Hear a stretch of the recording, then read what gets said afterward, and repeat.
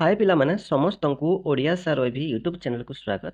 ଆଜିର ଭିଡ଼ିଓରେ 2025 ରବି କାର୍ଯ୍ୟକ୍ରମରେ ଥିବା ପ୍ରବନ୍ଧ ଲିଖନର ଟପିକ୍ ଏକବିଂଶ ଶତାବ୍ଦୀର ଦକ୍ଷତା ବିକାଶରେ ବିଦ୍ୟାଳୟ ଶିକ୍ଷାର ଭୂମିକା ଏହି ଉପରେ ଆଲୋଚନା କରାଯାଇଛି।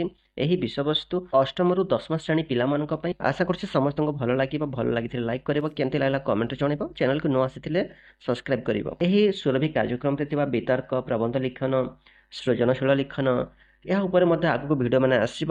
ସେଥିପାଇଁ ଏହି ଚ୍ୟାନେଲ ସହ ଯୋଡ଼ି ରହ, ଆଗକୁ ତୁମେ ଭିଡ଼ିଓ ମାନେ ପାଇପାରିବ। ଚାଲ ଆମେ ବିଳମ୍ବ ନକରି ଆରମ୍ଭ କରିବା। ପ୍ରବନ୍ଧ ଲିଖନ ବିଷୟବସ୍ତୁ ହେଲା ଏକବିଂଶ ଶତାବ୍ଦୀର ଦକ୍ଷତା ବିକାଶରେ ବିଦ୍ୟାଳୟ ଶିକ୍ଷାର ଭୂମିକା। ଏକବିଂଶ ଶତାବ୍ଦୀର ଦକ୍ଷତା ବିକାଶରେ ବିଦ୍ୟାଳୟ ଶିକ୍ଷାର ଭୂମିକା। ପ୍ରବନ୍ଧ ଉପକ୍ରମ। ମଣିଷ ସମାଜର ଉନ୍ନତିରେ ଶିକ୍ଷାର ଭୂମିକା ସର୍ବଦା ଗୁରୁତ୍ୱପୂର୍ଣ୍ଣ। ବର୍ତ୍ତମାନର ଆବଶ୍ୟକତା ଉପରେ ଗୁରୁତ୍ୱ ଦେଇ ଆଧୁନିକ ଶିକ୍ଷା ନିଜର ଶୈକ୍ଷିକ ଉଦ୍ଦେଶ୍ୟ ଉପରେ ପରିବର୍ତ୍ତନ ଆଣିବାରେ ଲାଗିଛି। ଆଧୁନିକ ମଣିଷକୁ ବିଭିନ୍ନ କ୍ଷେତ୍ରରେ ଦକ୍ଷତା ଦରକାର। ସମସ୍ତ ସମସ୍ୟାକୁ ଦୂରୀକରଣ କରିବାର ଦକ୍ଷତା ପ୍ରତ୍ୟେକ ମଣିଷର ରହିବା ନିହାତି ଜରୁରୀ। ଏକବିଂଶ ଶତାବ୍ଦୀ ପ୍ରତିଯୋଗିତାର ଯୁଗ ବୋଲି କହିବାରେ କିଛି ତ୍ରୁଟି ନାହିଁ। ଭବିଷ୍ୟତକୁ ଦୃଷ୍ଟିରେ ରଖିଲେ ଆମକୁ ଅନୁଭବ ହେବ କି ବୈଜ୍ଞାନିକ ପ୍ରଗତି, ପ୍ରଯୁକ୍ତିବିଦ୍ୟାର ବିକାଶ, ବିଶ୍ୱବ୍ୟାପୀକରଣ, ନୂଆ ନୂଆ ଆବିଷ୍କାର ଓ ରୋଜଗାରର ନୂତନ କ୍ଷେତ୍ର ଏ ସମସ୍ତ ବିଦ୍ୟାଳୟ ଶିକ୍ଷାରେ ସ୍ଥାନ ପାଇବା ଉଚିତ। ଆଗାମୀ ଯୁଗରେ କେବଳ ପାଠ୍ୟ ପୁସ୍ତକର ଜ୍ଞାନ ଦ୍ୱାରା କାମ ହେବ ନାହିଁ। ବିଦ୍ୟାଳୟକୁ ଏହି ଯୁଗ ସହିତ ସମନ୍ୱୟ କରି ପିଲାମାନଙ୍କୁ ଦକ୍ଷ, ସୃଜନଶୀଳ ଓ ଦାୟିତ୍ୱଶୀଳ କରି ଗଢ଼ିବାକୁ ହେବ। ଏହି ଏକବିଂଶ ଶତାବ୍ଦୀର ଦକ୍ଷତାର ବିକାଶରେ ବିଦ୍ୟାଳୟର ଅତି ଗୁରୁତ୍ୱପୂର୍ଣ୍ଣ ଭୂମିକା ରହିଛି। ପିଲା ହେବେ ସର୍ବଦକ୍ଷତାରେ ନିପୁଣ, ଏ ଉଦ୍ଦେଶ୍ୟ ବିଦ୍ୟାଳୟ କରିବ ପୂରଣ। ଏକବିଂଶ ଶତାବ୍ଦୀର ଦକ୍ଷତା କ'ଣ? 21st ସେଞ୍ଚୁରୀ ସ୍କିଲ୍ସ ବୋଲି ପରିଚିତ ନିମ୍ନ ଦକ୍ଷତା ଗୁଡ଼ିକ ମାନବକୁ କେବଳ ଶିକ୍ଷିତ ନୁହେଁ, ବରଂ ସମର୍ଥ ଓ ଆତ୍ମବିଶ୍ୱାସ ଦିଗରେ ଦୃଢ଼ କରିବ। ପ୍ରଥମ, ସମାଲୋଚନାତ୍ମକ ଚିନ୍ତା ଓ ବିଶ୍ଳେଷଣ କ୍ଷମତା। ସମାଲୋଚନାତ୍ମକ ଚିନ୍ତା କ୍ଷମତାର ଅର୍ଥ ହେଉଛି ଯେକୌଣସି ବିଷୟକୁ ପ୍ରଶ୍ନ କରି ପ୍ରମାଣ ଓ ଯୁକ୍ତିରେ ଉତ୍ତର ପାଇବା ଏବଂ ବିଶ୍ଳେଷଣ କ୍ଷମତା ମାନେ କୌଣସି ତଥ୍ୟ କିମ୍ବା ସମସ୍ୟାକୁ ଖଣ୍ଡ ଖଣ୍ଡ କରି କାରଣକୁ ବୁଝି ନିଷ୍କର୍ଷରେ ପହଞ୍ଚିବା। 2 ନମ୍ବର, ସୃଜନଶୀଳ ଦକ୍ଷତା। ସୃଜନଶୀଳତା ମାନେ ନୂତନ ଭାବନାକୁ ଆକାର ଦେବାର କ୍ଷମତା। ଏହା ଜ୍ଞାନ, କଳ୍ପନା ଓ ପ୍ରୟାସର ସୁନ୍ଦର ସମ୍ମିଳନ। ସୃଜନଶୀଳତା ମାଧ୍ୟମରେ ବ୍ୟକ୍ତି ନିଜର ପ୍ରତିଭାକୁ ବିଶ୍ୱରେ ପ୍ରକାଶ କରେ। ନମ୍ବର 3, ସହଯୋଗ ଓ ସାମୂହିକ କାର୍ଯ୍ୟ। ସହଯୋଗ ମାନେ ପରସ୍ପର ସହାୟତା ଓ ବିଶ୍ୱାସର ସମ୍ପର୍କ। ସାମୂହିକ କାର୍ଯ୍ୟରେ ସମସ୍ତଙ୍କର ଏକତାରେ ସଫଳତା ଲୁକାୟିତ। ଏହାଦ୍ୱାରା ସମସ୍ୟା ସହଜରେ ସମାଧାନ ହୁଏ। ସହଯୋଗ ଓ ସାମୂହିକ କାର୍ଯ୍ୟ ସମାଜକୁ ଶକ୍ତିଶାଳୀ କରେ।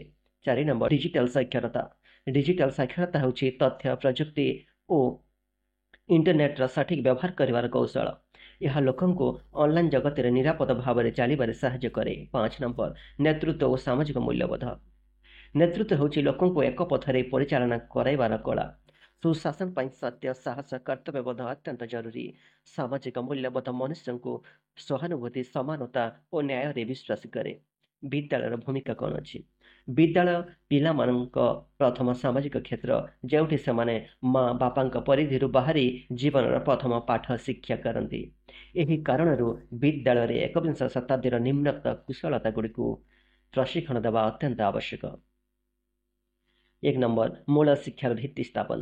ପଢ଼ିବା, ଲେଖିବା, ଗଣିବା ପରି କ୍ଷମତା ନଥିଲେ ଅନ୍ୟ ସବୁ ଦକ୍ଷତା ନିରର୍ଥକ। ବିଦ୍ୟାଳୟ ଏହାକୁ ଅଧିକ ଗୁରୁତ୍ୱ ଦେବା ଆବଶ୍ୟକ। 2 ନମ୍ବର, ସୃଜନଶୀଳ ପାଠ୍ୟକ୍ରମ ଓ ପ୍ରାୟୋଗିକ ଶିକ୍ଷା।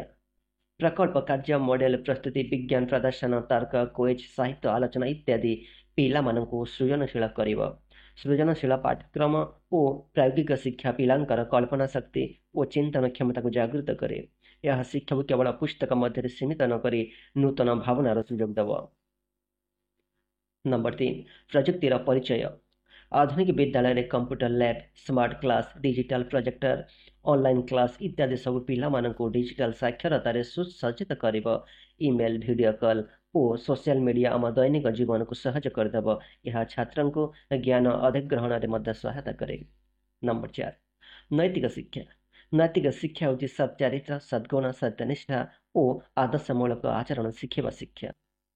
ଏହା ଛାତ୍ରଛାତ୍ରୀଙ୍କ ସଠିକ୍ ଓ ଭଲ ଆଚରଣ ଅନୁସରଣ କରିବାରେ ସହାୟତା ହେବ। ନୈତିକ ଶିକ୍ଷା ମାନବ ସମ୍ପ୍ରଦାୟର ସମ୍ବେଦନଶୀଳତା, समाजसेवा ଓ ଦାୟିତ୍ୱବୋଧ ବଢ଼ାଇଥାଏ। ଏହା ଛାତ୍ରଛାତ୍ରୀଙ୍କୁ ଅନ୍ୟମାନଙ୍କ ସହିତ ସହଯୋଗ ଓ ସମ୍ମାନପୂର୍ଣ୍ଣ ବ୍ୟବହାର କରିବା ପାଇଁ ଶିଖାଏ। ନମ୍ବର 5 ନେତୃତ୍ୱ ଓ ସାମୂହିକତା। ସ୍କାଉଟ୍ ଗାଇଡ୍, ରେଡ୍ କ୍ରସ୍, ଖେଳକୁଦ, ସାଂସ୍କୃତିକ କାର୍ଯ୍ୟ, ବିଭିନ୍ନ କ୍ଲବ କାର୍ଯ୍ୟକଳାପ ଇତ୍ୟାଦି ପିଲାମାନଙ୍କୁ ନେତୃତ୍ୱ କ୍ଷମତା ଓ ସାମୂହିକ କାର୍ଯ୍ୟରେ ପ୍ରଶିକ୍ଷିତ କରିବ। ନମ୍ବର 6 ଜୀବନ ପ୍ରାସଙ୍ଗିକ ଶିକ୍ଷା। ସ୍ୱାସ୍ଥ୍ୟ ସଚେତନତା, ପରିବେଶ ସୁରକ୍ଷା, ସମୟ ପରିଚାଳନା, ନିଷ୍ପତ୍ତି କ୍ଷମତା, ଭାବନାର ନିୟନ୍ତ୍ରଣ ଏହିସବୁ ଶିକ୍ଷା ବିଦ୍ୟାଳୟରେ ଦିଆଗଲେ ଆଗାମୀ ଭବିଷ୍ୟତ ଉଜ୍ଜ୍ୱଳମୟ ହେବ। ଉପସଂହାର ଏହିପରି ଏକବିଂଶ ଶତାବ୍ଦୀରେ ପିଲାମାନଙ୍କୁ ଗ୍ଲୋବାଲ ସିଟିଜେନ୍ ଭାବେ ଗଢ଼ିବାର ମୁଖ୍ୟ ଦାୟିତ୍ୱ ବିଦ୍ୟାଳୟର ଶିକ୍ଷାରେ ରହିଛି।